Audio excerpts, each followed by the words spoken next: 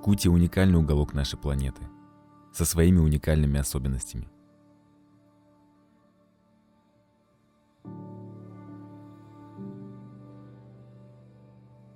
Из-за ее обширной территории, площадью более 3 миллионов километров, существует множество населенных пунктов, буквально отрезанных от большой земли. И на удивление столица региона, город Якутск, не является исключением и на сегодняшний день не имеет круглогодичного транспортного сообщения с выходом на федеральные трассы.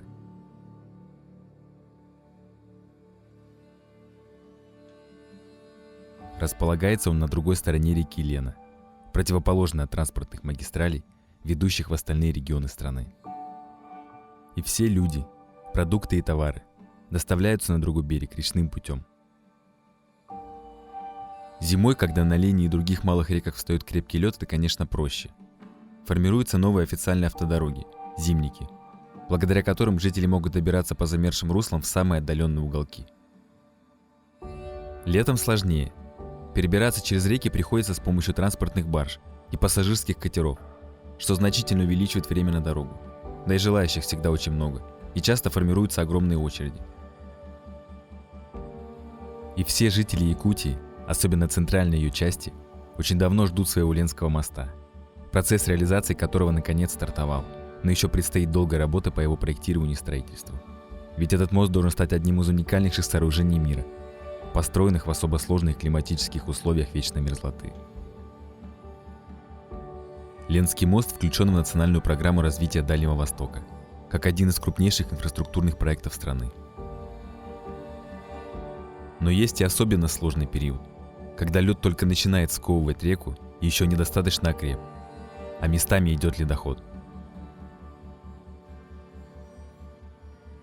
Прекращается судоходная навигация, и флот уходит в зимнюю спячку.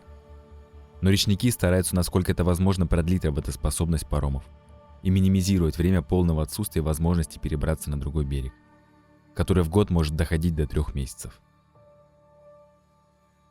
Пассажиров еще могут перевозить катера на воздушной подушке, а на помощь паромным переправам приходит Ленское объединенное речное пароходство, ледокол «Капитан Бородкин» и буксир ОТ-2048, куда меня и пригласили увидеть все своими глазами и показать вам.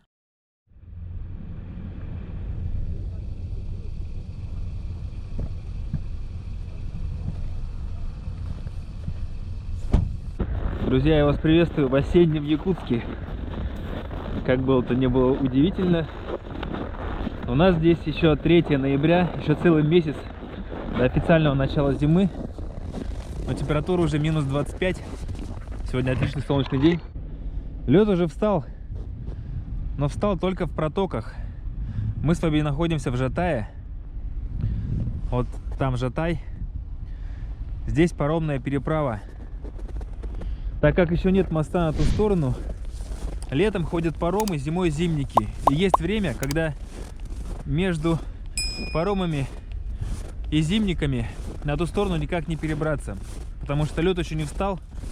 Сначала идет шуга, потом лед должен окрепнуть, сделают трассу, в общем, на 2 месяца примерно, ноябрь-декабрь. Здесь такой промежуток, что с одной стороны на другую не добраться. А трасса основная, которая идет, ну, можно сказать, в центр России, она по той стороне. Там Нижний Бестях. И если, допустим, товары приходят сюда, поезда, все, что приходит с той стороны, оно должно перебраться на эту сторону и потом прийти в Якутск. Именно поэтому здесь цены дорогие, даже если сравнить с Бестяхом. В Якутске дороже только вот из-за того, что здесь транспортом тяжелее добраться. И вот этот промежуток, конечно, пока лед не встал, пока нет зимников, для людей сложное время. Людям приходится ждать. Некоторые нетерпеливые уже торопятся по плохому тонкому льду. Из-за этого случаются трагедии. В общем, разные истории связаны с этой ситуацией. И оказывается, в такое время еще можно перебраться на ту сторону, когда уже почти встал лед, с помощью ледокола «Капитан Бородкин». Вот Лорб предложил мне приехать к ним сегодня в гости и показать вам этот процесс. Люди ждут очень долго, чтобы перебраться на ту сторону. Но очередь не такая большая, как летом. Летом, конечно, больше.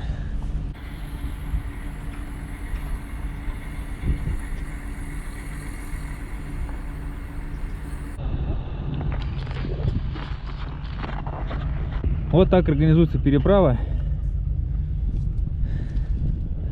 Паром причаливает, бросает мост и по нему выставляет потом сюда все машины, весь транспорт. А потом с той стороны, наверное, обратно выпускает.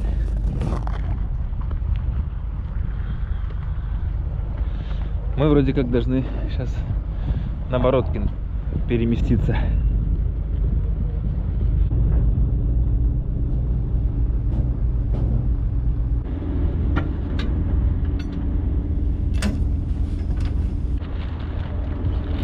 Вот с нами трое журналистов. Целый десант пресс-службы, можно сказать так.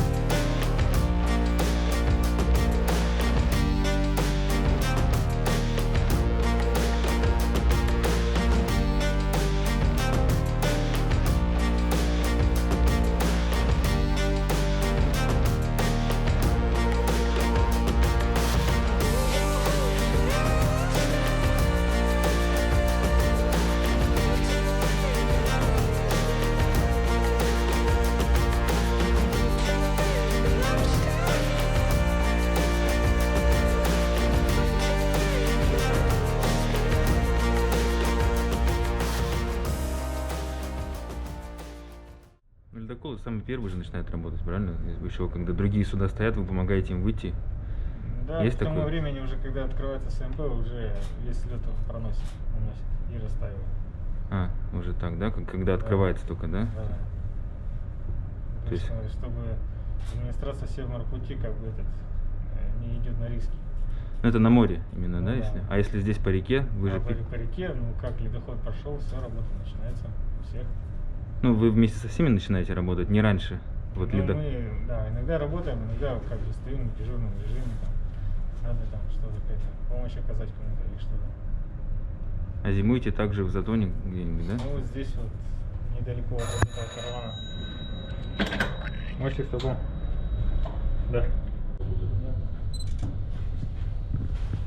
Смотри, чтобы не бросила. Если будешь сбрасывать, придерживай, сразу скажешь.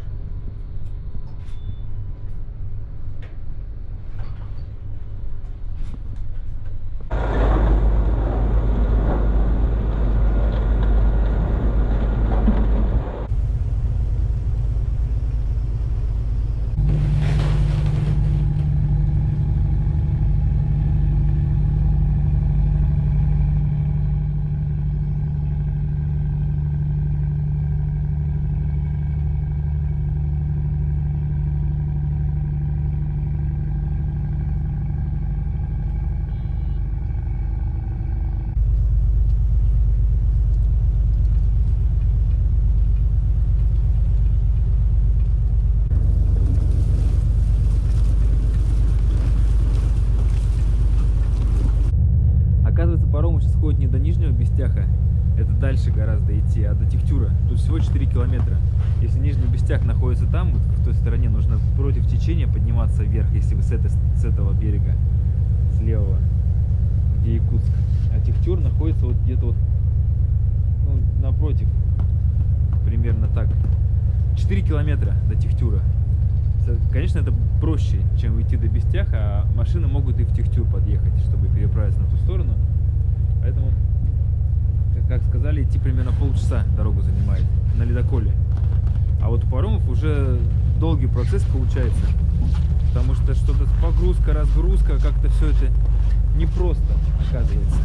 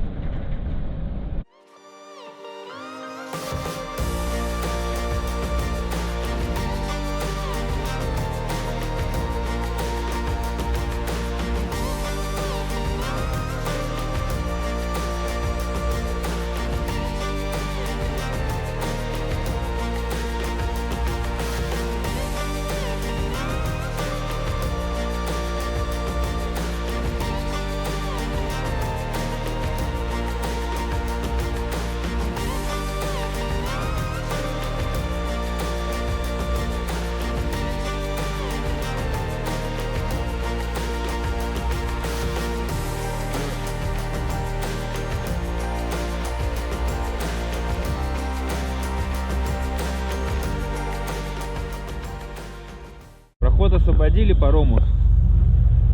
Теперь поведем его через реку на ту сторону. Рядышком. Середина еще не замерзла, поэтому по ней он идет более-менее свободно. Но все равно мы идем рядом сейчас.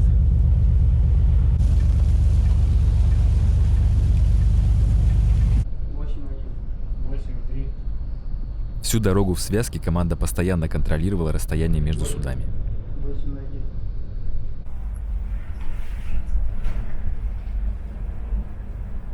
10,5. 9,8.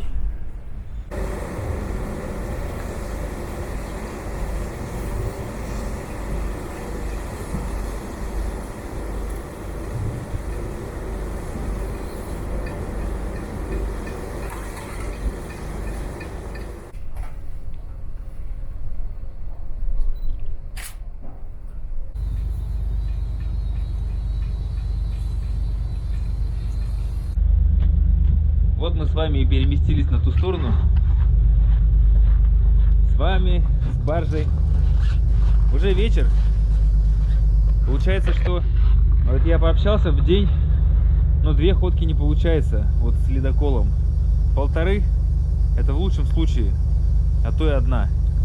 Вот сейчас у нас получается, мы в ту сторону баржа пришла, загрузила сейчас обратно в Тихтюр. И, возможно, еще успеет обратно сегодня дойти. Но, может быть, и не успеет, как мне сказали, это будет видно.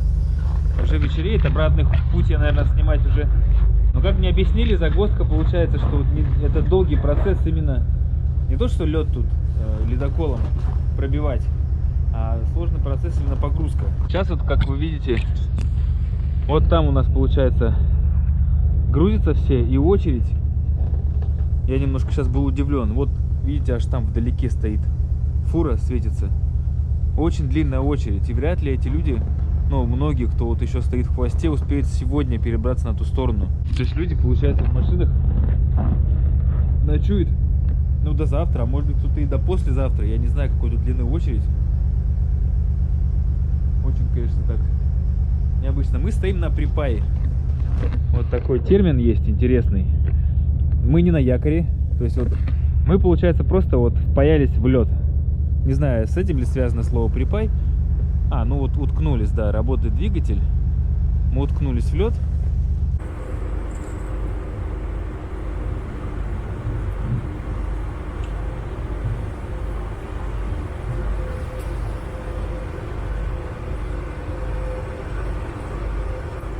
Кажется, что судно движется. Но на самом деле мы стоим. И это видно, если посмотреть на другую сторону. Ну, из капитанской рубки.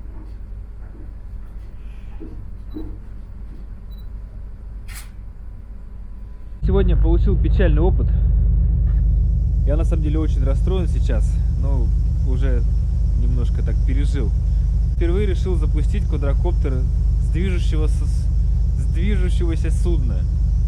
Уже губы замерзают. Я подумал, так вот здесь запускаю внизу. Думал, что я вот так вот его тихонечко так оп, приподниму и быстренько, ну, взлечу. Успею. Прежде чем, ну, я понимал, что он будет смещаться назад против хода, ну, то есть мы движемся в ту сторону.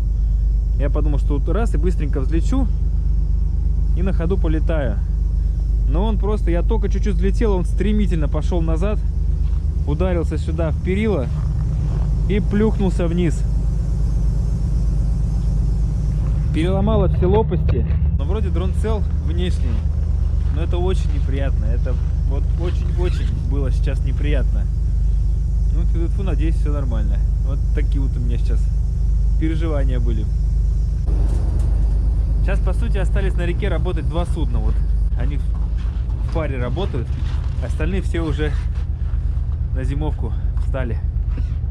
Проще людям, они будут меньше беспокоиться, они же переживают, когда долго едут, начинают жаловаться. И чем быстрее это весь процесс пройдет, погрузки, выгрузки, тем нам спокойнее и людям спокойнее, которые находятся на автотранспорте. Мы на находимся как бы в своей среде. А люди, которые работают на берегу и живут на берегу, с флотом не связаны, ну, маленько себя чувствуют не в своей тарелке. Капитан нам сейчас рассказал еще интересную систему. То есть задача ледокола не только вот пройти путь пробить. Не знаю, сейчас темно, конечно, будет плохо видно, но видите, мы стоим корпусом, держим, ну, шугу немножко в сторону сбиваем. Получается, вот мы вот так вот под углом встали, и вот эта шуга, которая могла бы идти в сторону баржи и мешать ей, она обходит ее немножко стороной. Вот так вот, видите, а там дальше она опять уже раз и приблизилась к берегу и пошла вдоль берега. Так что вот еще такая функция полезная со стороны ледокола для обеспечения более комфортной погрузки. Мы спускаемся с капитанской рубки. Здесь так уютно внутри. Везде ковры, тепло. Здесь вот каюты личного состава. Кухня.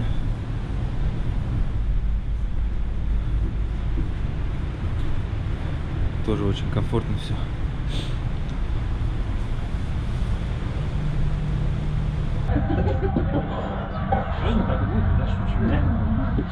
Второй тайм, и эта игра уже, конечно, с равными возможностями.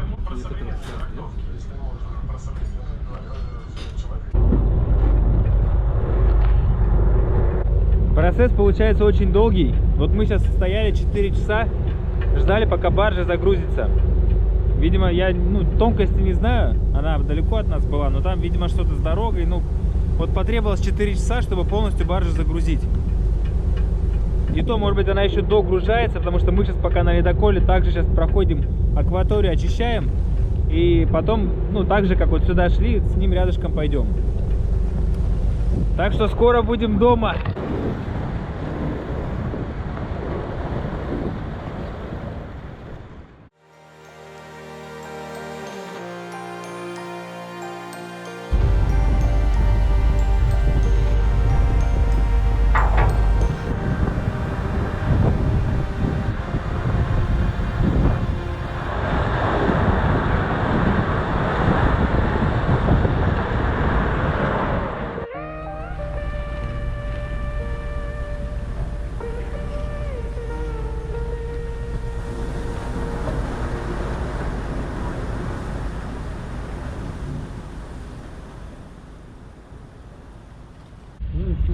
Ну, наши катания закончены. На этом баржа еще не пришла. Еще часа полтора. Сказали, что еще будут ее готовить, чтобы она сюда смогла причалить. Ну, не знаю детально этот процесс. Поэтому, чтобы нас не катать, уже нас, журналистов, высаживают. И ребята дальше будут заниматься. Всего команда 19 человек на судне. Вот.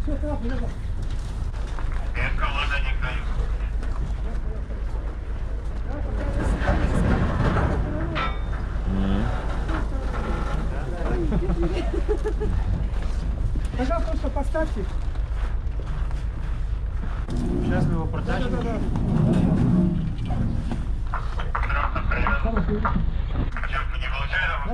Стоит. Стоит. Все? Ну тогда все, можете выходить. Все, ребята, давайте. Вперед, вперед. Спасибо. Давайте, сейчас я вас все.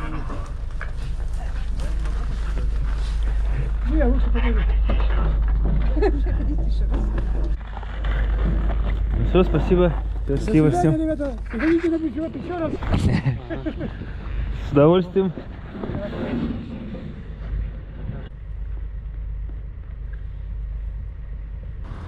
Стоят. Машины ждут уже до завтра. Сегодня никто не сможет уже переправиться на ту сторону. Завтра в 10 утра